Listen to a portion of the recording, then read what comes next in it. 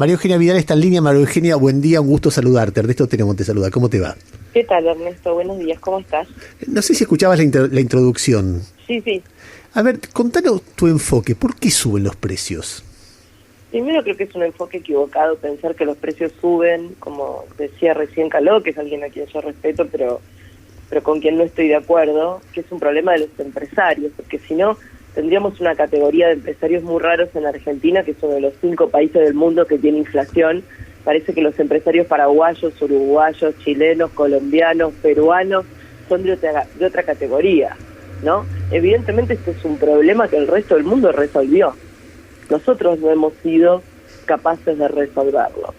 Y creo que la ausencia de resolución del problema no tiene que ver con los empresarios, tiene que ver con la emisión.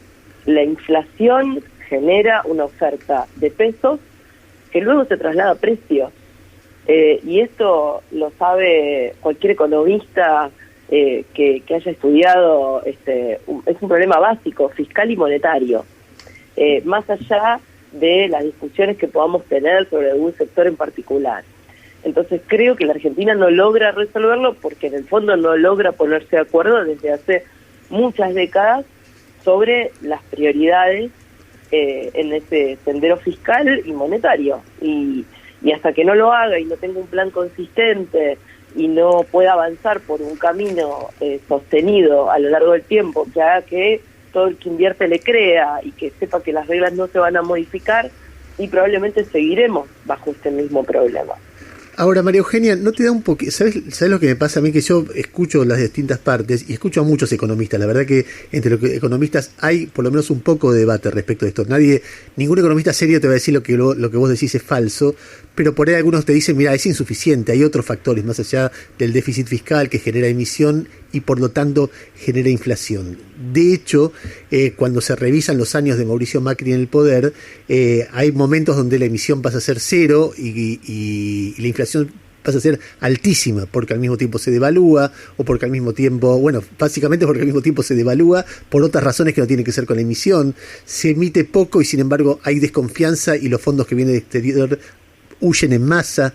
O sea, es evidente que no es suficiente como enfoque, porque si no, no hubiera habido inflación los 4 años del 2015 al 2019. No, puede ser también no solo un problema de oferta, sino también no solo un problema de demanda, sino también puede ser un problema de oferta. Yo no me quiero meter a hacer la discusión súper técnica, porque además yo no soy economista. Y además, en esto, Ernesto, hay una responsabilidad por los próximos 2 años que son urgentes y no pueden esperar, que no es de la oposición, es del gobierno.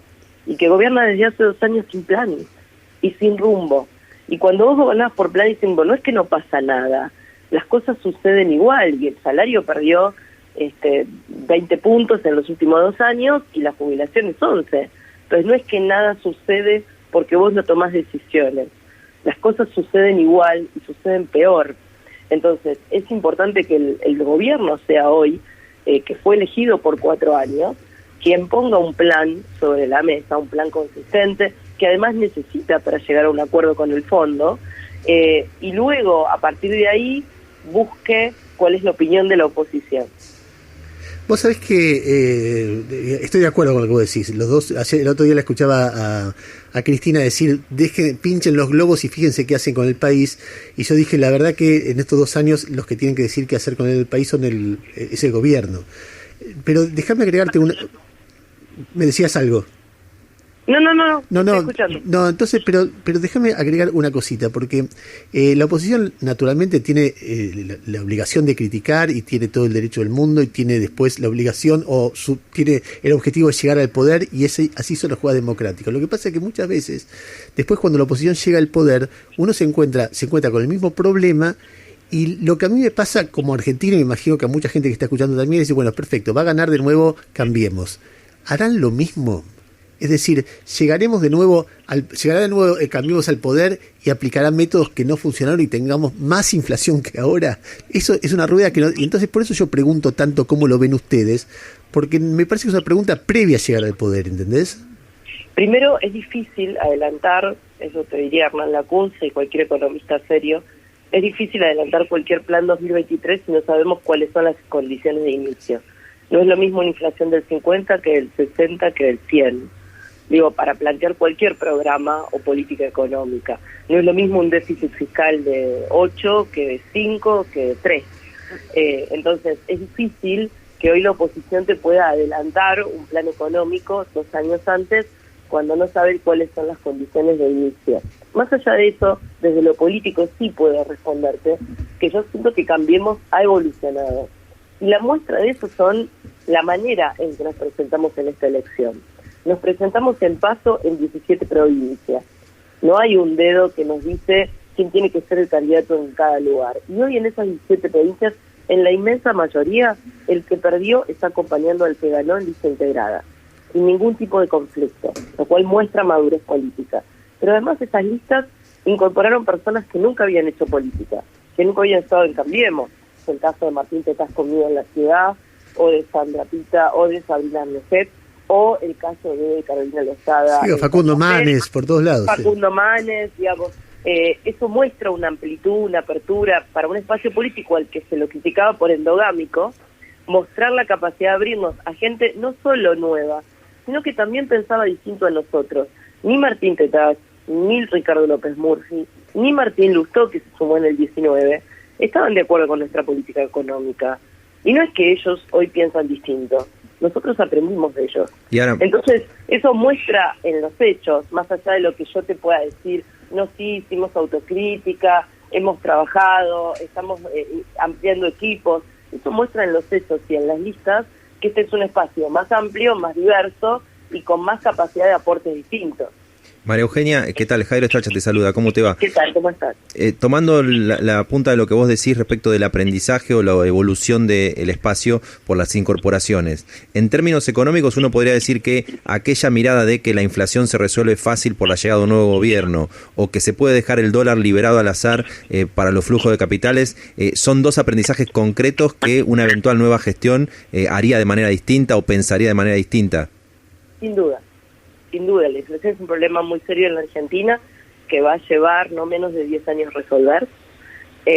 Y ese fue un aprendizaje clarísimo, pero tenés que tener un sendero, tenés que tener un camino. A mí me preocupa mucho la improvisación de este gobierno, el no rumbo, porque que va a ser un proceso difícil y va a llevar tiempo, creo que toda la política lo entendió, de todos los partidos. El problema es empezar, ¿no? Y empezar de una manera seria y consistente.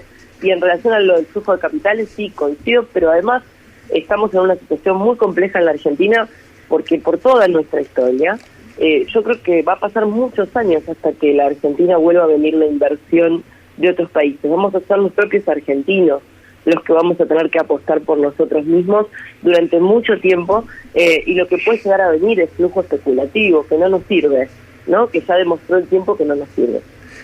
Gustavo Gravia, Gus, dale. ¿Cómo le va, Vidal? Buen día, Gustavo Gravia saluda.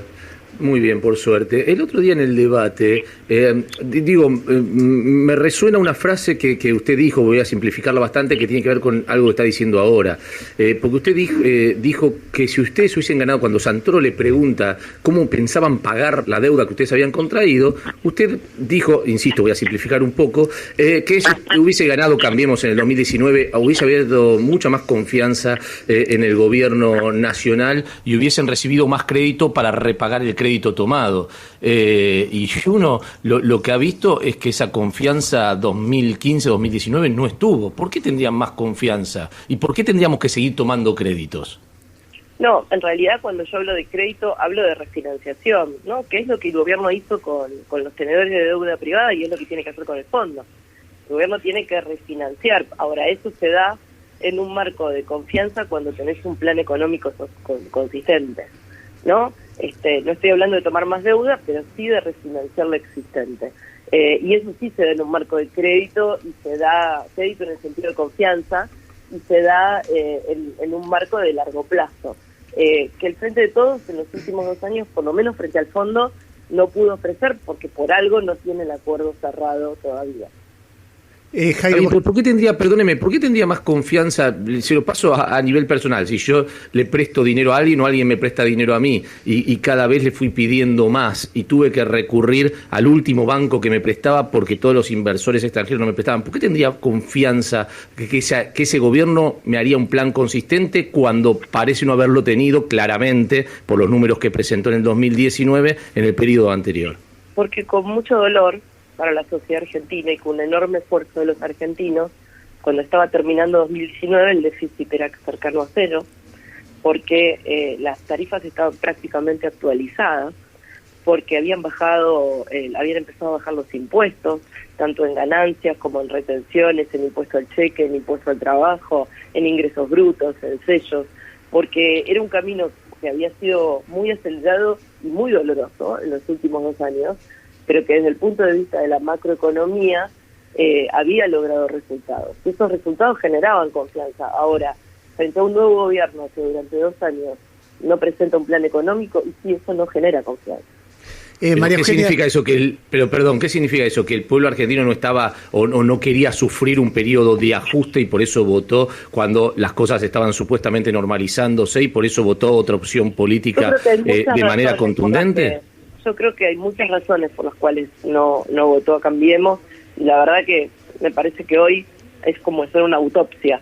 Nosotros ya pasamos esa etapa y hoy lo que la gente tiene que decidir es si quiere un Congreso equilibrado, y si ese Congreso equilibrado la va a proteger de atropellos institucionales y va a obligar al gobierno, ahora que tiene la responsabilidad del gobierno y no la oposición, a presentar un plan económico que sea consistente ahora y no tener que esperar a 2 años. María Eugenia, antes de darle pie a Jairo para la última pregunta, lo que te quería decir era, va a haber un Congreso equilibrado y quizá más que equilibrado, porque los números que yo estoy viendo muestran que probablemente el desempeño de Cambiemos o de Juntos por el Cambio sea mejor ahora que incluso que en las PASO.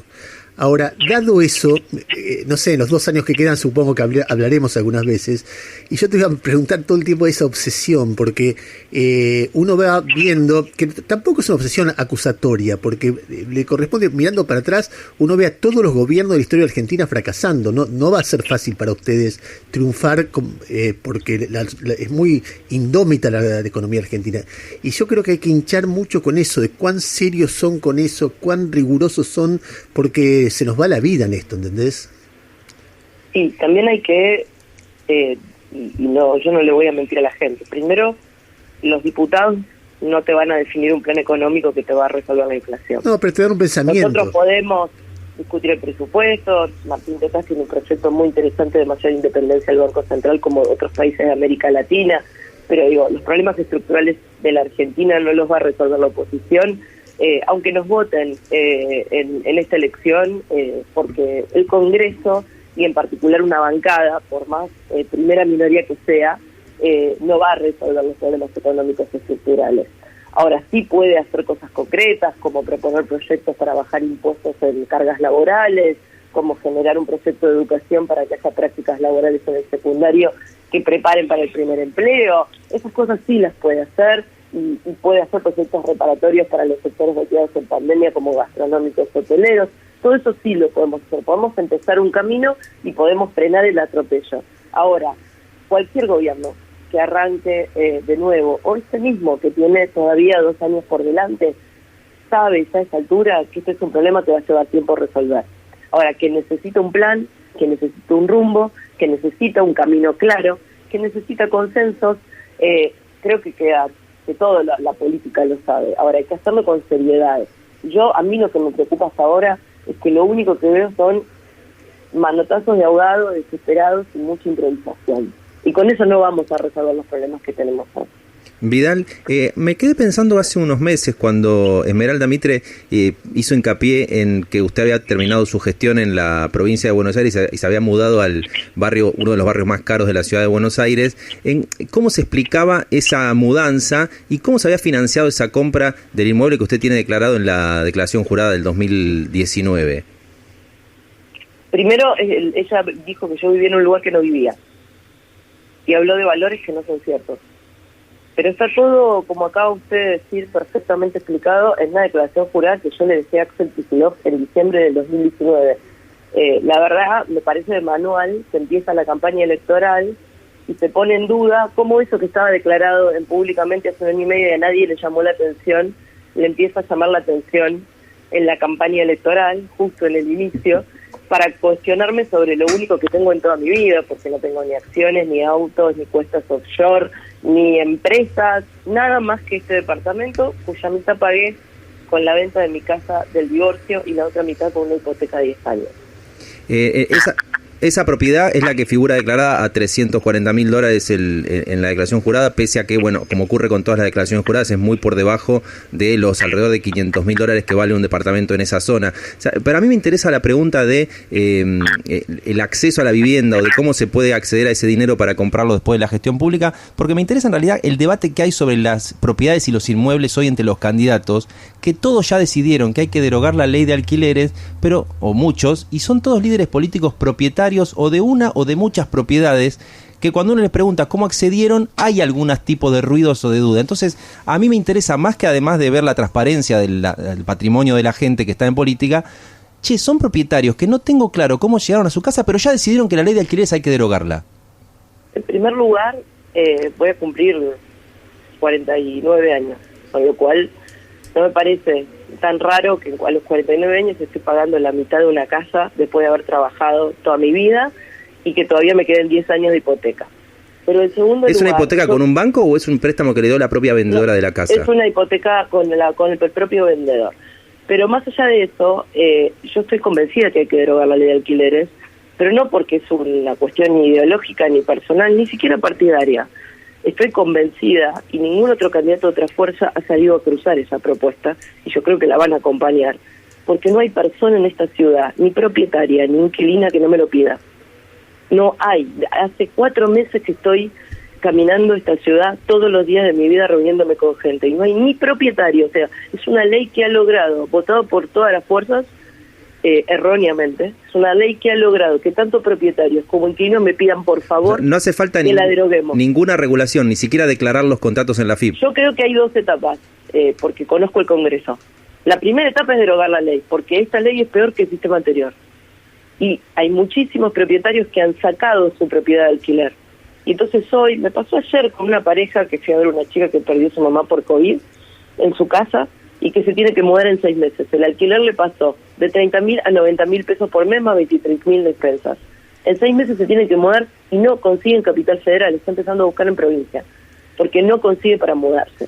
Entonces, esa es la realidad de la gente.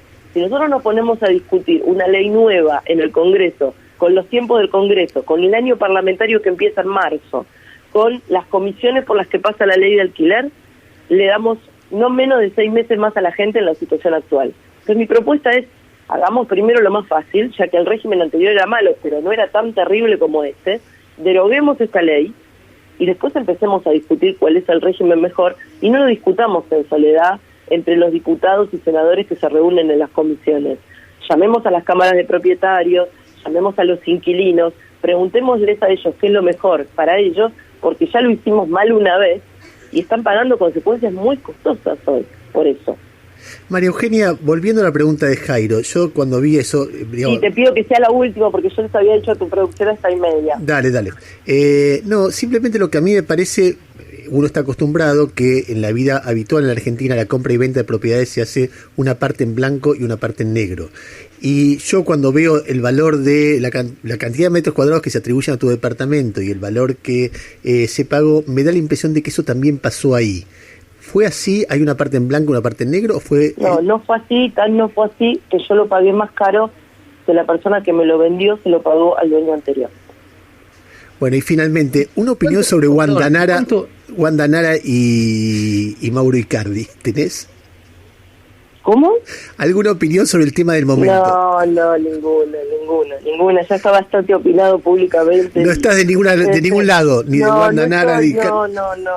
Ya bastante complejo es todo lo que nosotros tenemos que ganar como para poder opinar sobre la vida privada. Es que es un tema privado, pero ¿a cuánto se paga hoy una tasa de un crédito privado?